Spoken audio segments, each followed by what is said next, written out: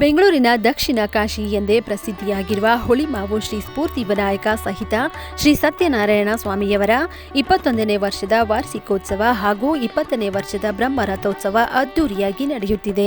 ಸತತ 9 ದಿನ ನಡೆಯುತ್ತಿರುವ ಈ ಉತ್ಸವ ಇದೇ ತಿಂಗಳ 22 ಭಾನುವಾರದಂದು ಆರಂಭವಾಗಿದೆ. ಇಂದು ಬೆಳಿಗ್ಗೆ 9 ಗಂಟೆಯಿಂದ ಕಾಶಿ ಯಾತ್ರೋತ್ಸವ ಹಾಗೂ 10 ಗಂಟೆಗೆ ಶ್ರೀ ಸತ್ಯನಾರಾಯಣ ಸ್ವಾಮಿಯವರ ದಿವ್ಯ ಕಲ್ಯಾಣೋತ್ಸವ ಅದ್ದೂರಿಯಾಗಿ ನೆರವೇರಿತು. ದೇವಸ್ಥಾನ ಆಡಳಿತ ಮಂಡಳಿಯ ಸದಸ್ಯರಾದ ಭಾಗ್ಯಮ್ಮ, ರವಿಚಂದ್ರು, ಕೋಮಲ ಮತ್ತು ಎಲ್ ಮುತ್ತಪ್ಪ ಕುಟುಂಬದವರ ನೇತೃತ್ವದಲ್ಲಿ ಕಲ್ಯಾಣೋತ್ಸವ ವಿಜೃಂಭಣೆಯಿಂದ ನಡೆಯಿತು. ಇನ್ನು ದೇವಾಲಯದಲ್ಲಿ ಕಳೆದ ಭಾನುವಾರದಿಂದ ಪಂಚರಾತ್ರ ಆಗಮೋಕ್ತ ವಿಧಾನದಲ್ಲಿ 9 ದಿನಗಳ ಕಾಲ ಪೂಜಾ ಕಾರ್ಯಕ್ರಮಗಳು ಆರಂಭವಾಗಿದ್ದು ಮಾರ್ಚ್ 2ರಂದು ಕೊನೆಗೊಳ್ಳಲಿದೆ. ಇನ್ನು ಭಕ್ತಾದಿಗಳು ಹೆಚ್ಚಿನ ಸಂಖ್ಯೆಯಲ್ಲಿ ಭಾಗವಹಿಸಿ ಶ್ರೀಗಳ ಕೃಪೆಗೆ ಪಾತ್ರರಾಗಬೇಕೆಂದು ಆಡಳಿತ ಮಂಡಳಿ ಕೋರಿದೆ. ಇವತ್ತು ನವಾನ್ನಿಕ ಬ್ರಹ್ಮರಥೋತ್ಸವದಲ್ಲಿ ಇವತ್ತು 5ನೇ ದಿವಸ ಸ್ವಾಮಿಗೆ ಕಲ್ಯಾಣೋತ್ಸವ. ಬೆಳಿಗ್ಗೆನೆ ಕಾಶಿ ಯಾತ್ರೆ ಆಗುತ್ತೆ. ಕಾಶಿ ಯಾತ್ರೆ ಆದ್ಮೇಲೆ ಸ್ವಾಮಿ ಮಂಟಪಕ್ಕೆ ಬಂದು ಇಲ್ಲಿ ಇವಾಗ ಕಲ್ಯಾಣೋತ್ಸವ ಶುರುವಾಗಿದೆ. ಕಲ್ಯಾಣೋತ್ಸವ ನಡೆಯುತ್ತೆ.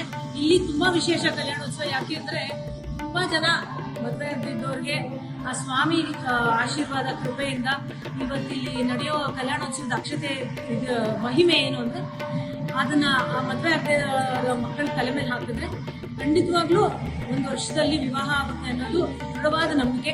ಸುಮಾರು ಜನಕ್ಕೆ ಇದು ನಡೆದು ಇದೆ. ಹಂಗಾಗಿ ನಮ್ಮ ದೇವಸ್ಥಾನದಲ್ಲಿ ಇದೊಂದು ತುಂಬಾ ವಿಶೇಷ. ಕಲ್ಯಾಣೋತ್ಸವ ನಡೀತಾ ಇದೆ. ಈಗ ಸ್ವಾಮಿ ಮಂಟಪದಲ್ಲಿದ್ದಾರೆ. ಇನ್ನು ಕೆಲವೇ ಕ್ಷಣದಲ್ಲಿ ಮಂಗಲಧಾರಣೆ ಆಗುತ್ತೆ. ಅದಾದ ನಂತರ ಪ್ರಸಾದ ಆಗುತ್ತೆ. ಎಲ್ಲರಿಗೂ ಸಾರ್ವಜನಿಕರಿಗೆ ಊಟ ಏರ್ಪಡಿಸುತ್ತೀವಿ. ಅದು ಅನ್ನಪ್ರಸಾದನೂ ಆಗುತ್ತೆ. ಸಾಯಂಕಾಲ ಇವತ್ತು ದಿನ ಸಾಯಂಕಾಲ ತೇರಿಗೆ ಅಂದರೆ ನಮ್ಮ ರಥಕ್ಕೆ ಕಳಶ ಪ್ರತಿಷ್ಠೆ ಅಂತ ಆಗುತ್ತೆ.